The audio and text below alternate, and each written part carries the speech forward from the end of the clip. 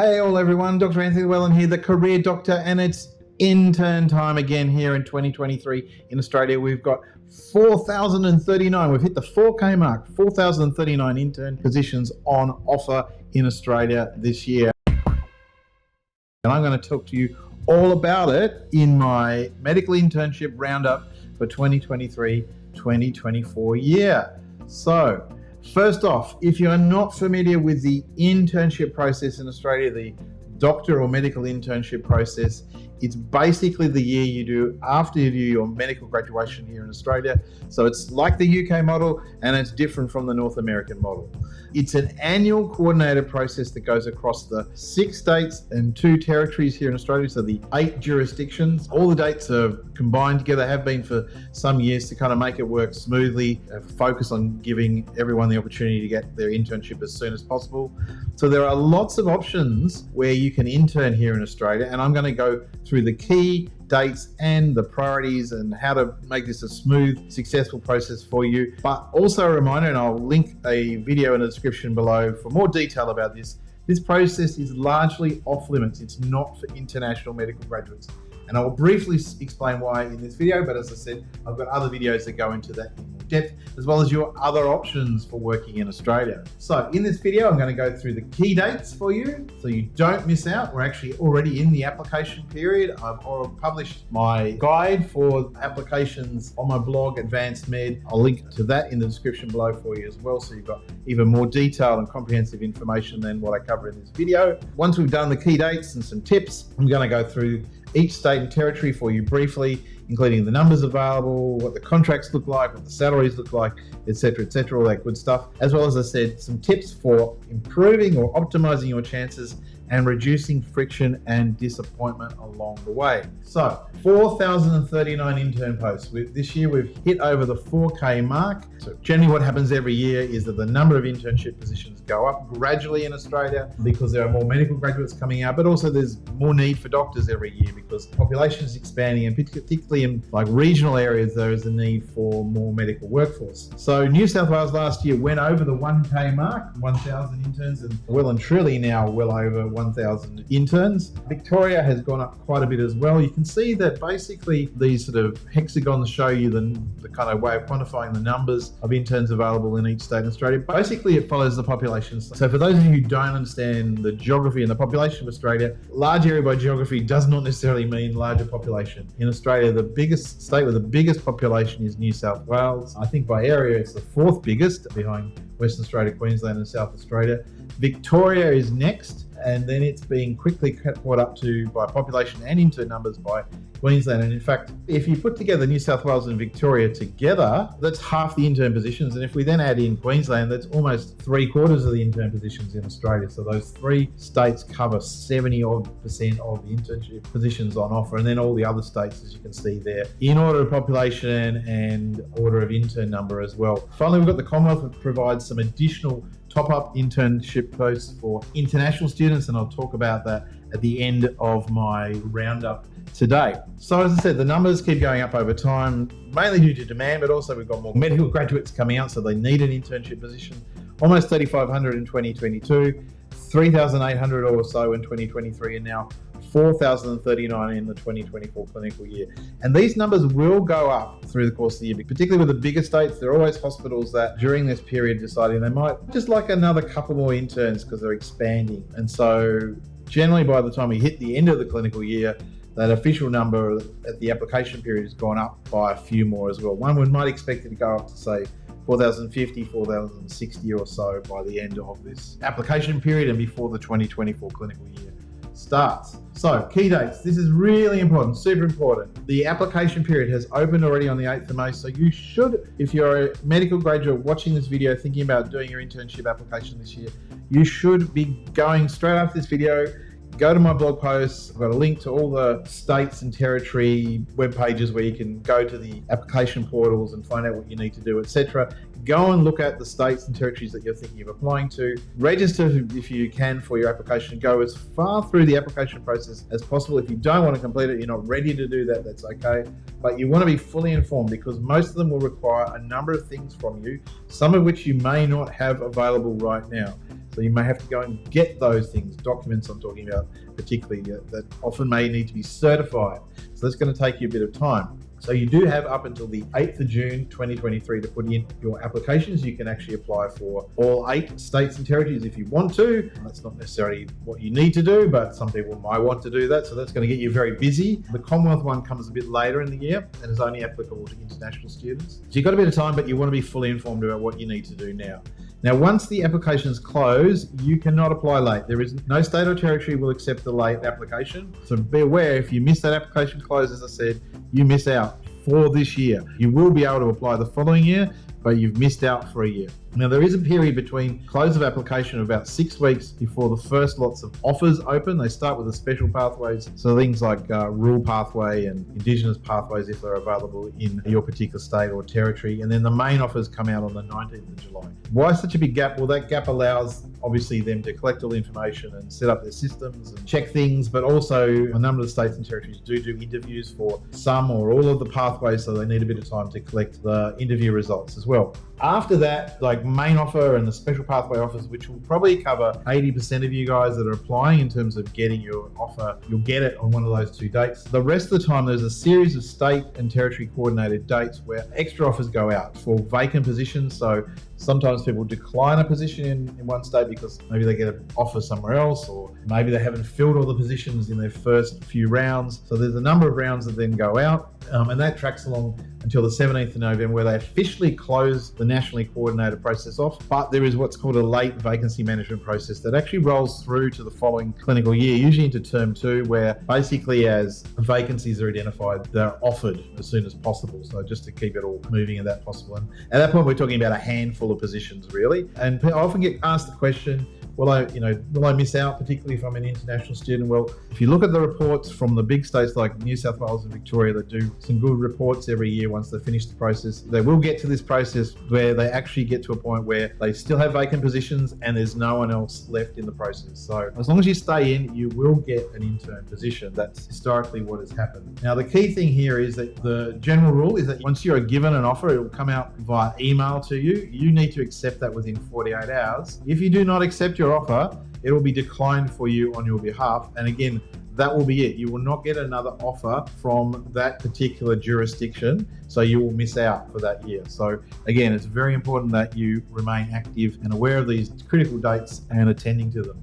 Because unfortunately, even though there's a whole lot of information every year about this process and warnings go out and the medical schools remind people, etc., some small handful of doctors fail to apply or fail to accept their offer and they miss out for a year. So don't let that be you, okay? Now, the other thing that's important to understand before we go into the details of the breakdowns by states and territories is that there are priority categories for most jurisdictions. They vary a little bit, but in general, the way it tends to go is that because there is a COAG guarantee, the Council of Australian Governments have guaranteed all Australian citizen and permanent resident medical students will be guaranteed an internship in Australia. The way that happens is that most territories and states will guarantee an offer to their own PR, permanent resident or citizen medical students in their state. So they will usually come first. Next, they will then, other jobs will be allocated generally to permanent residents and citizens from other states and territories, and then finally any international students. Sometimes that gets flipped in a couple of states, but generally that's the rule. And then you might also be in some special categories, like if in most states and territories now there is a process for Indigenous medical students to get priority, as well as doctors who want to work in rural areas.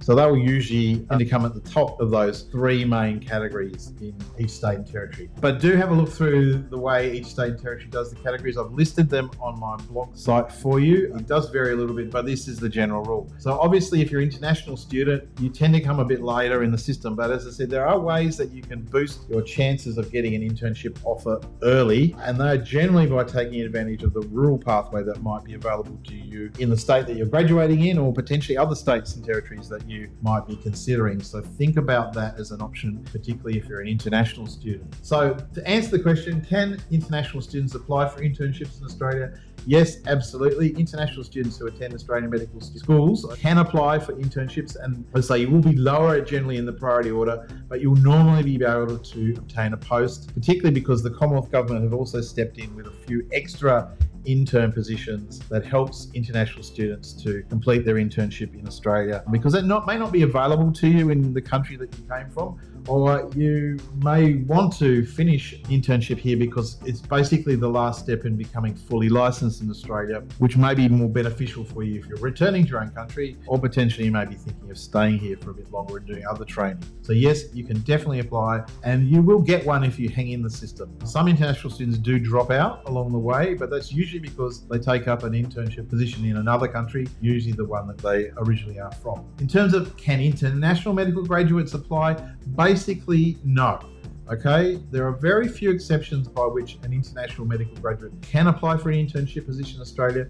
The point is that the internship system is an additional year. That is a year that's preliminary before you get general registration in Australia. So it's kind of the year, a finishing year off after medical school here. And so it's a special year that obviously is reserved for medical graduates from the Australian system. And if you've already fully licensed or got your general registration wherever you come from, if you've done that provisional year in your own country, or maybe it was baked into your actual medical school system like it is in some places, you don't need an internship here. You don't need that job. That's not the job that you're looking for. There are other options through particularly what's called the standard pathway, where you go for what's called a resident medical officer job. So if you've already commenced or completed an internship elsewhere, you definitely can apply. So that will eliminate the majority of international medical graduates who might be wanting to work in Australia. There are some limited exceptions where you can apply if you have not started your internship, and I will highlight them when we come up to them in the appropriate states and territories for you. So some tips before we get into that. As I said, get ready early. Find out what you need. You're going to need a number of things, including your medical intern number, which your medical school will provide you. You may even need an English language test. It does happen sometimes. Often these tests expire by the time you start medical school, and you might need to refresh them. Again, if you're an international, you may well need a visa to work. That's usually a bit later in the process. In most of the jurisdictions, you're required to at least fill in an application, submit a CV, submit some referees. There may be some certified documents that you need to provide. Find out about all of that now so you can get it done now, so you can get it in well ahead of time. Apply early. That's the big thing I want to emphasize here. Think about the priority list, study them for the states and jurisdictions that you are intending on working in, and think about how you can boost your chances. For example, considering one of the rural pathways. Don't stack preferences. This particularly relates to New South Wales and Victoria, who have a fairly sophisticated system of allocations based on a computer algorithm. There are blog posts out there that talk to you about the mathematics of that and how it's possible to, get the hospital of your dream by putting that number one and then ranking all the unpopular ones next to sort of game the system. That possibly might work if it was a perfect system where you had perfect information about what everyone else is applying for, but that is never going to happen. And what I have seen with people who try to do that is you are far more likely to get a hospital network that you didn't want because you ranked them second or third by trying to be clever, than actually getting the one that you did want. So don't do that. Your best option is to actually rank hospitals and networks in the order that you would prefer them most. Also read the information to see if you might be required to do an interview. For example, in Victoria, they do a brief video recorded interview for their internship applications. So you want to get prepared for that. If you probably haven't interviewed for a proper job for a way long time, and so you may want to do some practice or coaching for that, and you might be doing it by video, so you want to make sure that your setup is good for that. And as I said, the other thing is be ready, know when the dates when offers come out, and be ready to accept. Make sure you've got access to your email at that time, because you do not want to lose out on your offer and then have to wait the following year. That would be terrible. So let's get into the state and territory roundup. So we'll start with the biggest state by population and intern numbers, New South Wales, where I am at the moment. Well over 1,000 internships this year, including 210 rural internships, 35.5 more than last year. So there is a 0.5 there, which indicates there is at least one hospital out there now in New South Wales. There are probably a few more that are prepared to offer a part-time internship, which is a good thing. I think it should, in this day and age, it should be possible for interns to do part-time. The way that works is you basically do it across 2 years, obviously. And you'll see that by population, 100,000 people, about 14 interns per population, which is pretty good if you rate it against other OECD countries. It goes up a little bit as we get into the smaller states. Now, the salary in New South Wales, unfortunately, is the worst in the country. Has been for a while, is lagging sadly behind, and there's nothing else really to boost it. Obviously, if you'll do some overtime as an intern and some shifts, that will boost your take-home pay, but it is the bestest one in the country. You do get a 2-year contract, which gives you some guarantee of employment, and if you end up being one of those interns, a handful that might need a little bit more time to complete. That's good that you've got that 2-year contract. So that's a nice thing. There is no professional development allowance in New South Wales. That is something that's also lagging. Most of the states and territories now do have a professional development allowance in terms of financial support for resident medical officers. May not necessarily kick in an internship, but usually at the RMO level. And in New South Wales, you have a choice between 15 networks, which vary between 40 to 135 interns. So those networks might be as small as a couple of hospitals, but usually they're about 4 or 5. So you might have 1 or 2 main ones and some rotational ones. New South Wales has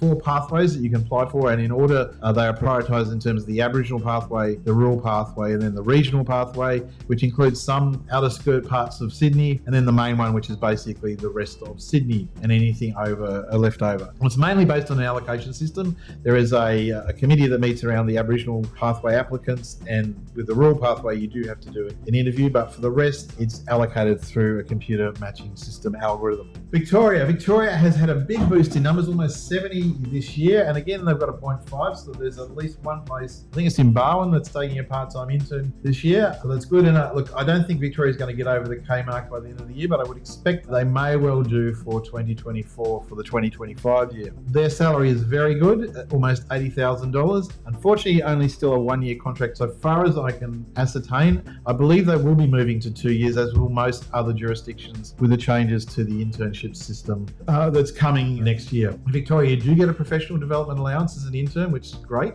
They have 23 hospital networks and 5 rural generalist program networks. So a lot of choice there between working somewhere with like 2, so you and another, to somewhere with 124 interns. Again, a computer matching system with video recorded interviews. Rural obviously goes first. There's also a small number of places reserved for Indigenous graduates. Queensland, 862 internships, 68 rural generalists. Queensland is the home of the rural generalist program. Again, a big boost from last year. Reasonable salary. Most of them are kind of in that 79, 80,000 mark. But wait till you get to WA. Again, only a 1-year contract. Again, I'm expecting that to change, but this is based on the information I could ascertain. Queensland is one of the few states that IMGs can apply to. So you will be in the last category, as you will generally be for all the other states as well. You will need your AMC MCQ, not the Melbourne Cricket Ground, MCQ as a minimum for that. And I have spoken to some people who've been successful through that process. So it does happen in Queensland. Generally speaking, those IMGs are Australian citizens or permanent residents. There is no professional development allowance. However, once you get to PGY2, there is an allowance, so it kicks in at that point. Queensland does their allocation based on their hospitals. So again, quite a difference from 5 to 92 interns, smaller to bigger hospitals. 4 allocation steps again. Rural goes very early, applications. You have to be really in on that one. There's an Aboriginal Torres Strait Islander initiative. Then they've got what's called a guaranteed round, which is all the citizens and permanent residents graduating in Queensland. They get allocated by ballot. Then the remaining are actually selected on merit by the hospital, so you may well have to do an interview if you're in that group. Western Australia, I alluded to this. Western Australia is probably, it is on paper the best place to intern in Australia by far. There is a salary that starts at almost $83,000, maybe $110,000 I think that's if you work in the country health service. So beats out all the other salaries in Australia.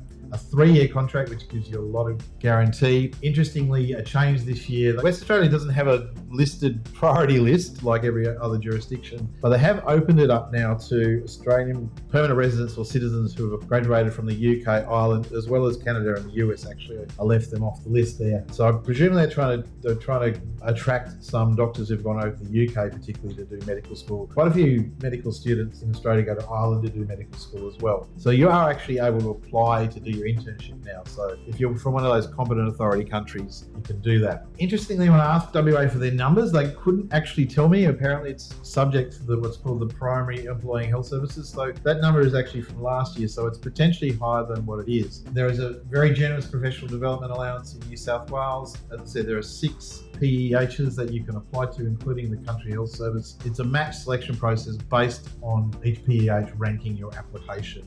As far as I understand it, there is no interview. The panels just select based on the information that you supply to them. South Australia is 311, including 18 rural internships this year. Second best salary in Australia, which is great. A 3-year contract in most cases, again, great. In South Australia, you can apply to the rural pathway if you're an IMG or onto the main pathway. For the rural, you need to have the Part 1. For the main, you need to have your AMC certificate. I've never actually talked to an IMG who's actually been successful with an internship in South Australia. So if you have and you're watching, just get in contact with me. I'd like to hear about your experience. Unfortunately, South Australia does not have a professional development allowance, but as I said, it's a pretty good salary. 8 networks based on the 8 local health networks. Again, quite a variation there from rural networks with 4 interns to up to 138. 2 main selection processes, the rural, then the metro, with an Indigenous priority process as well. Tasmania, my alma mater. Tasmania's hit over 100 this year, which is great. 105 places, including 5 rural general, gone up by 14. Salary, unfortunately, second worst in the country, but I guess if you're a New South Wales intern living in Sydney compared to a Tasmanian intern living in Hobart, it's a little bit more livable for you, I guess. A 2-year contract, which is great. No professional development allowance again as an intern, but when you're a resident in Tasmania, you do get a financial professional development allowance. There are 3 networks in Tasmania based on the south, north, and northwest of the state. Again, you just basically apply, and the selection is ballot based, going through the priority groups. Australian Capital Territory, 95, so almost 100 this year. Haven't gone up. If they had gone up, they would have gone over 100,000, over 100, I should say. 6th out of 8 in annual salary. 2-year contract, good. So professional development allowance, look at that, 1,040 annual professional development allowance, as well as a mobile allowance and a relocation allowance if you're coming from outside the ACT. The ACT is basically based on one network around the Canberra Hospital, with the additional hospitals, the Calvary Canberra Hospital, and then Goulburn and Bega, which are actually in New South Wales. They're kind of part of its feeder network in terms of the healthcare system. And it's interesting, the ACT is the only jurisdiction that I'm aware of. The ACT is only one of 2 jurisdictions where you can work in 2 states or territories as an intern. So you could work in Canberra for a few terms and do one in New South Wales and Goulburn. If you work in Albury Wodonga in their network, you are between Victoria and New South Wales as well. Selection is based on an application, including selection statements, referee reports, and then the priority groups. So again, no actual interviews required for that one. The Northern Territory. The Northern Territory has gone up by 15 internships this year to 65. Has a very good salary there of almost $79,000 a year. Again, only a 1-year contract as far as I'm aware, but I'd love to be corrected on that. Professional development allowance, which is great. Also some additional assistance with your HELP fees, which is your university fees charged here in Australia by the government to give you upfront free education, basically. There are 2 networks in the Northern Territory. The top end based on Darwin with 45 internships, and then the Alice Springs based Central Australia network with 20. In the Northern Territory, selection is directly performed by the hospitals. They do prioritise Aboriginal applicants. It's basically a merit-based selection for those 2 networks. And then finally, we have the Commonwealth Initiative, the Private Hospital Initiative Scheme, which has been in existence now for almost a decade, I believe, or maybe even longer. Every year for the last few years, there have been 115 additional internships available. So I suspect it's going to stay at that number this year, although it tends to be announced later in the year. Your salary will basically vary on which state or territory that you're in. You'll get a 2-year contract. There is a bit of a return of service obligation, and basically it works by putting out an expression of interest to private hospitals to provide sites for internships, and then an EOI to the international students. So it's not actually, as an Australian citizen or permanent resident, as a medical graduate, you're not able to apply for this. So this scheme has helped to provide enough additional internships so that all the international students can achieve an internship in Australia if they want to. So, in conclusion, the 9th of June 2023 is the last date for applications to get in. Make sure you do it by the closing time. It's usually, or check it out for each state and territory, but it's not midnight. It's usually like 5 p.m. in the place you're at. So I would say make sure you get in by the 8th of June 2023, just to avoid disappointment. Don't forget, apply early. Remember to be available to accept your offer. And don't forget to change your title to Doctor. You've earned it. Bye for now, and I'll see you in the next video.